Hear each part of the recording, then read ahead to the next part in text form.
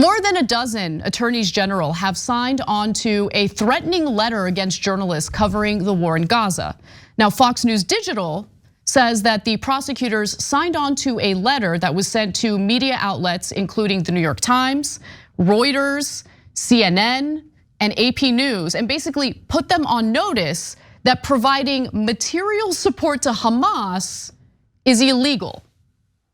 Now, none of these organizations there's been no indication that any of these news organizations have provided material support to Hamas. What does that even mean? But the letter was sent to these 4 organizations, and I'm gonna read you a few excerpts from it.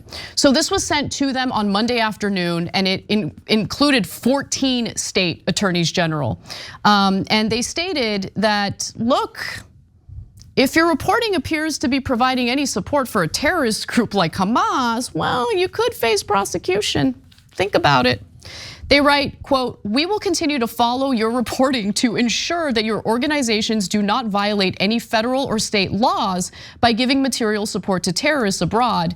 Now your organizations are on notice. Follow the law." Wow. So the AGs continue to define what material support would mean. And that would include any property, tangible or intangible, or service, including currency or monetary instruments, expert advice or assistance, communications equipment, facilities and transportation, except medicine or religious materials. So what if, let's say, the New York Times is trying to do reporting from Gaza, they're not allowed to be on the ground in Gaza, but they want to interview, I don't know, a Hamas militant, because Hamas is part of this story. Hamas is part of this ongoing war. What if in an effort to do, let's say, an on-air interview, they send them a camera? Would they be prosecuted for doing that? I mean, that would be communications equipment, no, Cenk? Yeah, no, this law is crazy in so many different ways. Not only equipment, they say if you get advice from someone we will later call Hamas, or affiliated with Hamas, or even once took a picture with someone who's in Hamas, then we're gonna criminally prosecute you. That's insane. Advice, what does that even mean? Like, that means basically don't talk to them. But wait, that triggers a second problem. Now they say you have to vet everyone that you're hiring meticulously. They clarify that in the letter many times. And they say if they have any connection to anyone associated with Hamas, we're gonna put you in prison, okay? So, but how do you vet them without talking to them? Because if you talk to them, they say, well, you just got his advice and counsel, okay, that's it, now you're under. In other words, guys, there's 3 things here that I wanna draw your attention to. Number 1, they're criminalizing freedom of the press.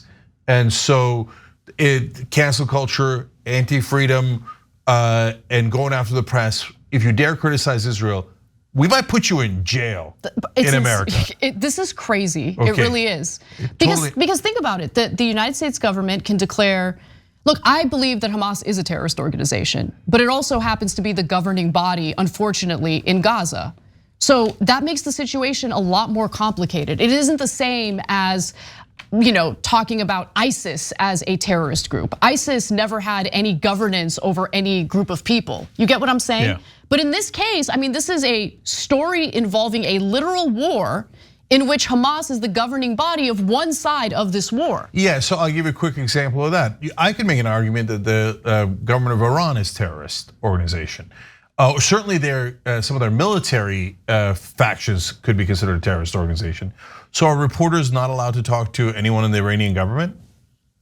Well, how are you gonna get updates on negotiations we have with them over uranium, et cetera? Whether we're gonna be part of a deal that the United States government made with Iran. This standard is insane, and it's the most un-American thing you've ever heard. So don't you dare criticize a foreign country, by the way, let alone our country, a foreign country, otherwise we're gonna put you in prison. But number 2, they make it so onerous that if you even talk to anyone who's Arab, they're gonna say, well, I wanna see all his pictures.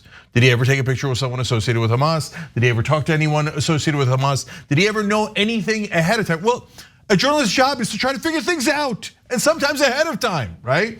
So they're basically making it so hard to hire any Arabs so that their voice doesn't get out.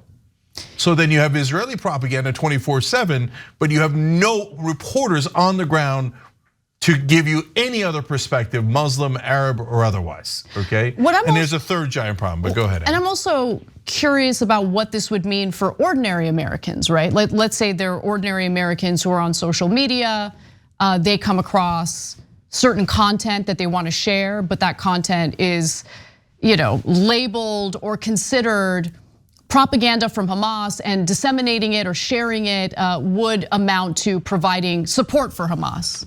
Does that mean that ordinary citizens would get prosecuted or investigated? I'm serious. I know that sounds hyperbolic and crazy, but this is such a vague law. And the fact that you have 14 attorneys general signing on to this, and it's essentially a threat to journalists, I think says a lot about how far they're willing to go. And by the way, the letter was signed by Republican attorneys general in Iowa, Alabama, Florida, Arkansas, Indiana, Kentucky, Texas, Louisiana, Utah, Montana, Virginia, South Carolina, West Virginia, and Tennessee.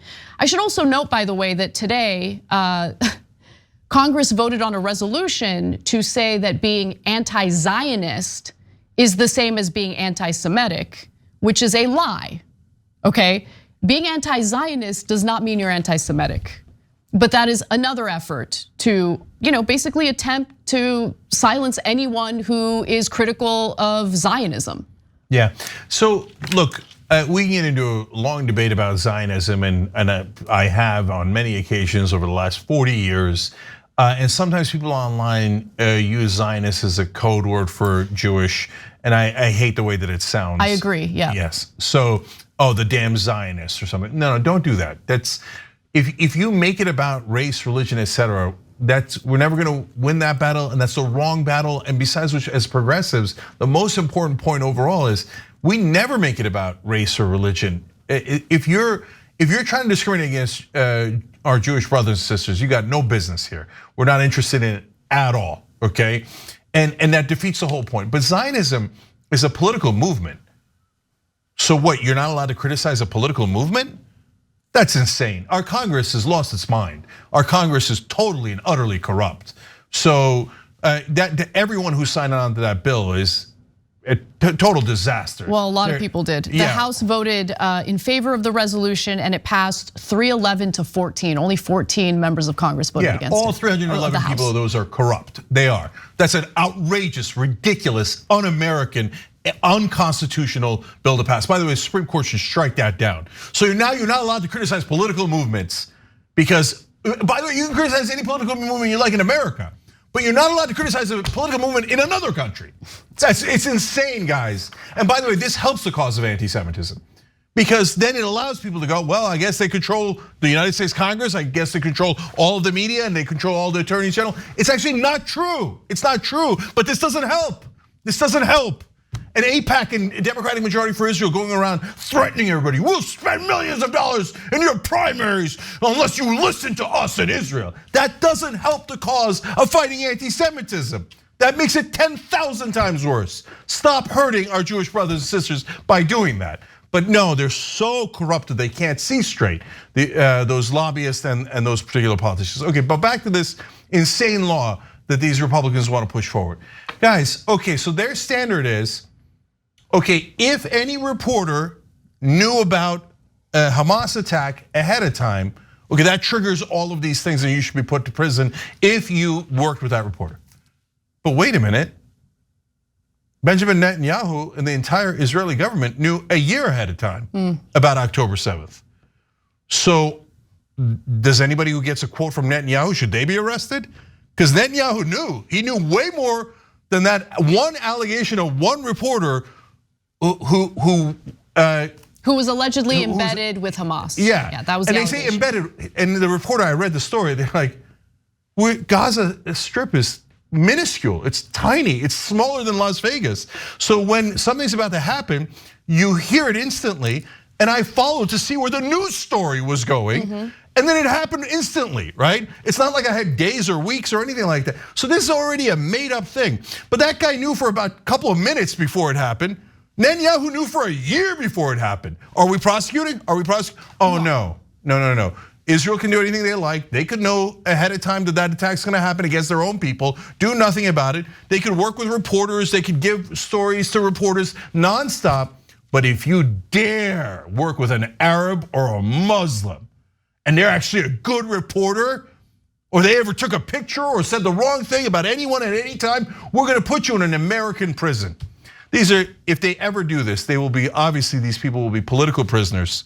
And guys, super dark times are ahead. Trump reposted an article claiming he's going to be dictator, positively. He shared it like, yeah. It was an op-ed that warned about Trump dismantling our democracy and serving as a dictator in the United States. It was an op-ed written by him, not by him, about him, and he posted that. He posted it like, yeah. Like bragged about it, yeah. Yeah, it's not like I didn't tell you. Here's an article about me being a dictator, and I'm telling you that's what I'm gonna do. And today, Steve Bannon and Kash Patel, who worked in the Trump administration, did a show together where they said, oh yeah, we're gonna start arresting everybody. Joe Scarborough, you should be on notice. People in politics and media, they didn't, no specific charges, just political prisoners. And they're telling you, we're definitely gonna do it. Steve Bannon was talking about Kash Patel, who was an absolute deranged lunatic. He's like, well, you're gonna be the head of the CIA. Is that true? Are they planning to put Kash Patel as the head of the CIA? Oh my God, guys, the dictatorship is coming and they're announcing it ahead of time. And so will they start locking up people for disagreeing with Trump or Israel? They just told you they're going to. So this is the sorry state that America finds itself in. Thanks for watching the video, guys. We also love it if you hit the join button below because that makes you a member, and members allow us to be independent, honest. We can be as progressive as we want, no corporate media influence, and that's all because of you guys. We love doing the show with our members. Hit the join button, become one of the Young Turks.